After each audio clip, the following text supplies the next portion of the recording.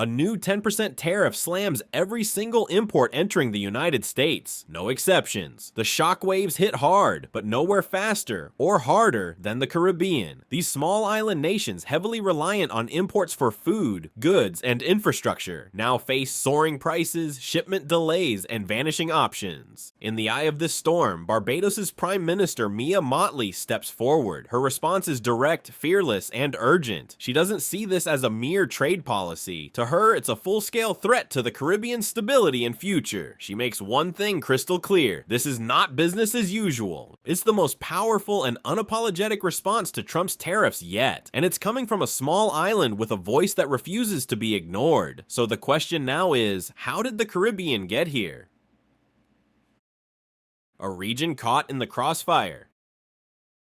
The economies of the Caribbean are not structured for independence. They are structured for dependency. Across the region, from Barbados to Jamaica, from Trinidad to St. Lucia, imports are not a convenience. They are a necessity. Practically every item that fills a home, stocks a shelf, or fuels a business is brought in from overseas. Basic groceries like rice and flour, household appliances, electronics, construction equipment, even school supplies. Almost all of it comes from beyond the region. The system that delivers these goods is fragile, tightly interwoven with global supply chains. But the most critical link, the United States. Even when the Caribbean imports from places like China or Vietnam, those goods usually pass through US ports, specifically Miami, Houston, or Los Angeles, before arriving in the islands. It's an invisible but undeniable dependency, one built quietly over decades, and now it's exposed. Trump's decision to apply a sweeping 10% tariff on every import entering the US doesn't just affect trade between superpowers, it disrupts the global flow of goods entirely. The intended targets may be China or Europe, but the unintended casualties are small economies that lie downstream. Economies like those in the Caribbean. These islands are not just feeling the pressure, they are absorbing it fully. Every product that travels through the US becomes more expensive. Every delay at an American port ripples outward. And for small countries with little local production, no buffer zones, and no alternate routes, the impact is swift and brutal. It's not theoretical. It's not something that might happen. It's already happening. For shop owners, it means higher costs and tighter margins. For farmers, it means delays in seeds, fertilizers, and machinery. For parents, it means the cost of living is climbing while incomes stay flat. A tariff imposed thousands of miles away has the power to destabilize entire sectors here. What looks like a 10% tax in Washington feels like a 50% surge in Bridgetown.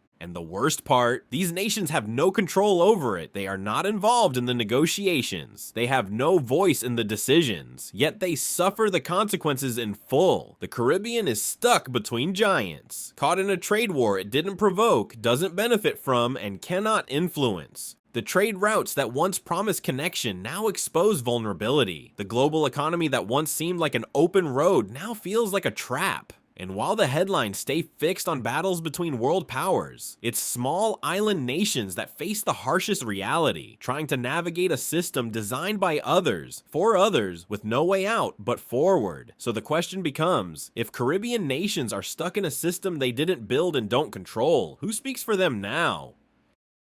Mia Mottley speaks for a region. As Prime Minister of Barbados, Mia Mottley steps onto the regional stage not just as a politician, but as a voice for an entire block of nations. And she's not mincing words. In this moment of global upheaval, she refuses to play diplomat. She plays truth teller. She speaks with urgency, clarity, and fire. Mottley doesn't soften the message. She says what many are thinking, but few have said with such force. Caribbean economies are dangerously dependent on imports, and that dependency is not a recent misstep. It is a structural flaw inherited from colonial systems that were never designed to make these nations strong, only serviceable. Our economies are reliant on imports, she says, and that's not just today's problem. It's a legacy of colonial dependence.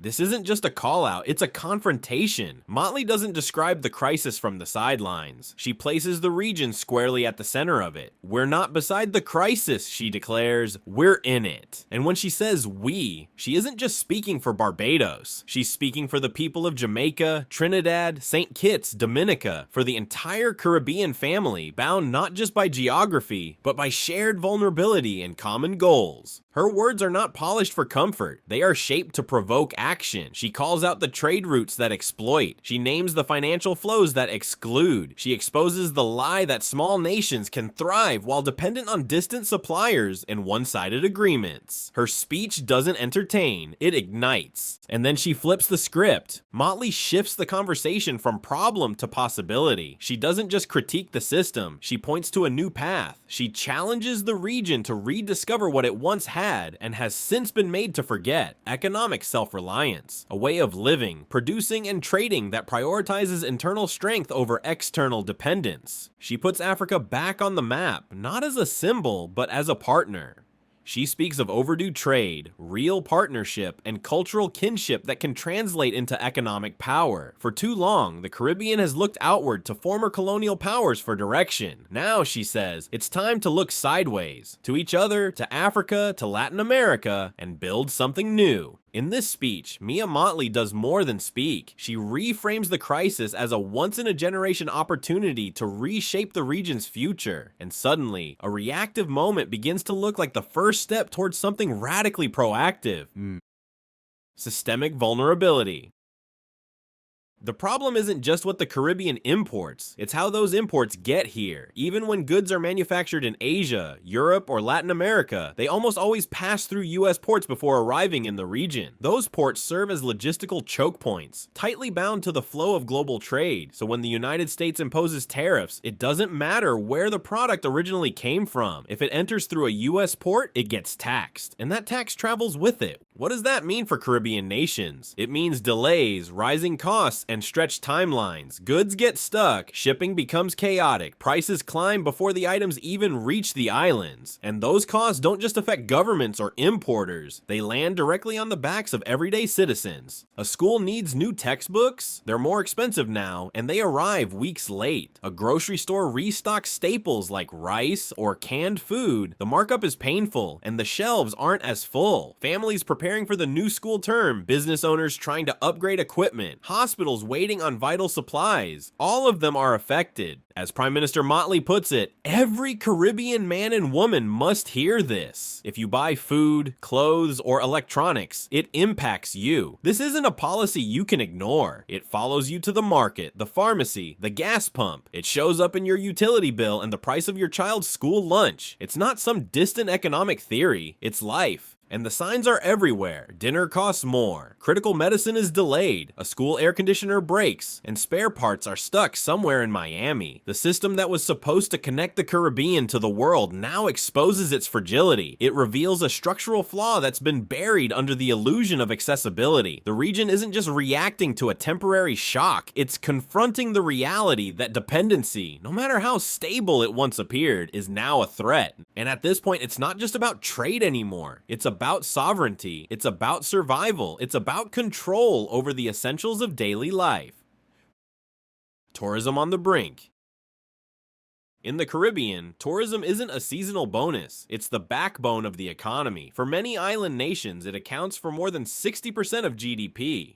It's the engine that drives hotels, restaurants, taxis, local markets, and entire communities. When planes land and cruise ships dock, money flows. When they stop, everything slows down. And now, the slowdown begins. Tour operators and hoteliers are already reporting cancellations. People in the United States, the region's biggest tourism source, are feeling the squeeze. With higher prices at home and growing financial pressure, vacations are becoming a luxury fewer families can afford. A tariff-induced recession in the US means fewer bookings in Jamaica, fewer guests in St. Lucia, and fewer dollars circulating in the Bahamas. Prime Minister Mottley doesn't ignore this threat. She sees the warning signs early and makes the stakes clear. This trade crisis is no longer just about shipping lanes and supply chains. It's about the most critical industry in the region, and if action doesn't come quickly, the fallout will be devastating. Her message is simple: unite. This isn't just a government issue or a tourism board problem. It's a regional emergency. Mottley calls on all sectors, public and private, to join forces. Governments must act strategically, businesses must innovate and adapt, citizens must support local tourism and protect the experiences that draw visitors in the first place. Because if tourists stop coming, the region's economic heart stops beating. The ripple effects would be immediate and brutal: job losses, reduced foreign exchange, rising unemployment, unemployment, and shrinking national budgets. What happens to an island whose main source of income dries up overnight? That's not a hypothetical. That's the reality on the table right now. And that's why Mottley's warning isn't just another speech. It's a call to arms for coordination, creativity, and commitment to preserving the most vital pillar of the Caribbean economy.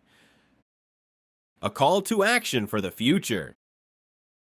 So if tourism slows, if global trade routes choke, and if external support fades, what's next for the Caribbean? The answer, according to Mia Mottley, isn't in looking outward. It's in looking inward and looking to each other. Her call is simple, but powerful. Buy local, buy regional, support your neighbor. It's not just a slogan, it's a survival strategy. Mottley doesn't direct her message solely at government ministers or policy experts. She speaks directly to every citizen, every farmer, every shopkeeper, every student, every teacher. This is not about waiting for help. It's about building resilience at the community level. Mottley makes it clear. This is not about charity. This is about smart, deliberate strategy. The region can no longer afford to depend on foreign systems for its most basic needs. We can't wait, she warns. We must grow our own, produce our own, and trade among ourselves. Food, medicine, clothing, technology, whatever can be created locally must be prioritized, not as a nostalgic ideal, but as a hard economic necessity. And this vision goes deeper than commerce. It's about building systems that can survive global shocks. It's about reducing vulnerability by expanding partnerships, especially with countries in Africa, Central and Latin America. It's about breaking the habit of dependency and forging a new identity, a Caribbean that thrives by standing together, not standing in line.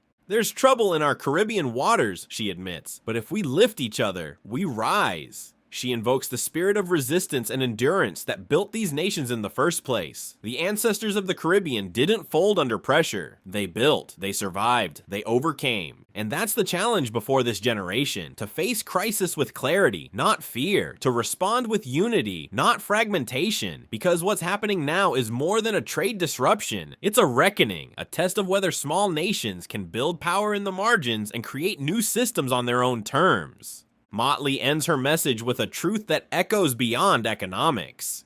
History doesn't just happen, it's built, choice by choice, voice by voice. This moment is one of those choices. What the Caribbean does now determines not just how it survives, but how it leads.